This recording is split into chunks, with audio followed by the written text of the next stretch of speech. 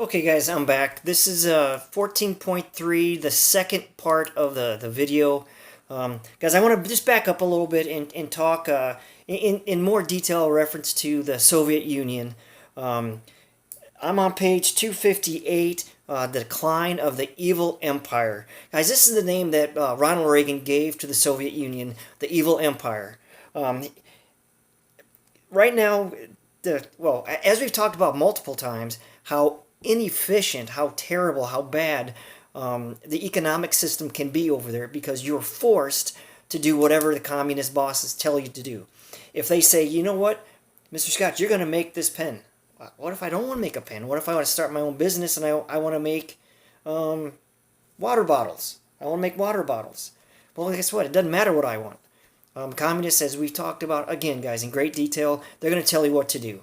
And this had absolutely terrible consequences on the economic system of the Soviet Union.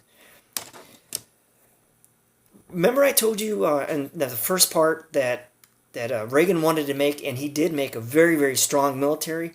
Well, the Soviet Union was very, very scared of us during this time. So what they did is they devoted a lot of their time, a lot of their resources, tried to keep up with our military system. However, we were making tanks. The Soviet Union was trying to make tanks. We were able to pay for that stuff because we had a wonderful economic system. Remember the Reagan Revolution, guys. We lowered taxes. We did all kinds of stuff to help spur our economy on, and it went to town. It was going really, really well. Unfortunately for Russia, well, for them, but great for us, they couldn't keep up. So the bottom line, guys, is their system started to crumble. It started to collapse. So now we start talking about a guy named Mikhail Gorbachev. I briefly mentioned him already, but he was the president, or what they call the premier of the Soviet Union. He knew that he couldn't keep up with us, and something had to happen. We were making tremendous advances, one in technology. One of the things Reagan wanted to do is called SDI, or the Strategic Defense Initiative, commonly known as Star Wars. No, it's not the Star Wars the movie, but it was putting satellites into space, able to shoot down missiles. If Russia or the Soviet Union tried to shoot missiles at us, we would have the technology to use these lasers from the satellites in space to shoot down the warheads, shoot down the missiles before they could blow up a city. Russia was very scared of that. But again, they couldn't keep up. So what Mikhail Gorbachev and the Soviet Union tried to do, they tried to make some reforms.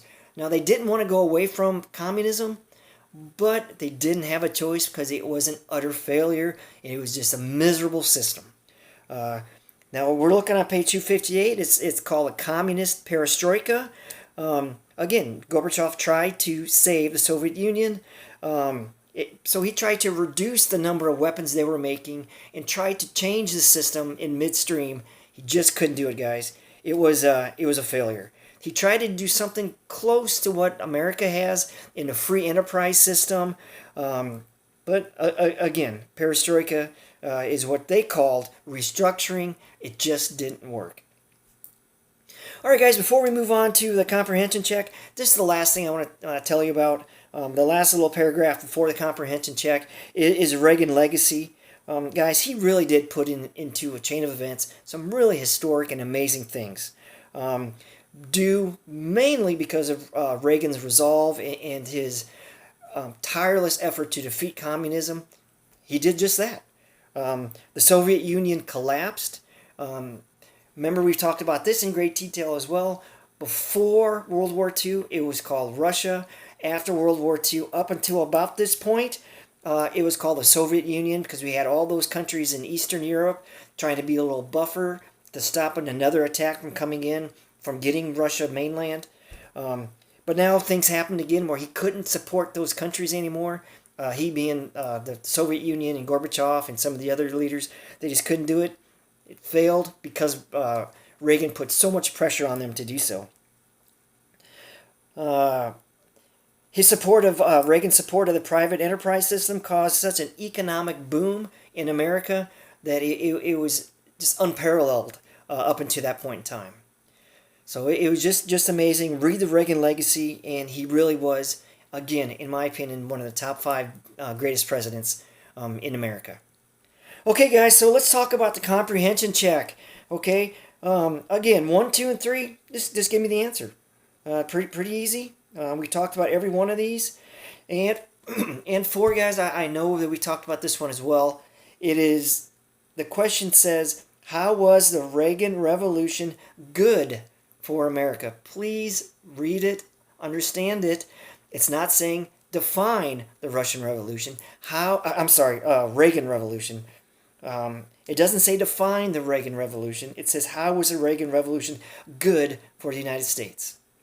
Guys, good luck, and I hope this was interesting. I wish I could have spent a heck of a lot more time talking to you about this, because these last couple sections and the one we'll do next time, 14.4, man, there's so much information on here that it's very, very important. Okay, so please take care. I'll talk to you guys soon. Bye-bye.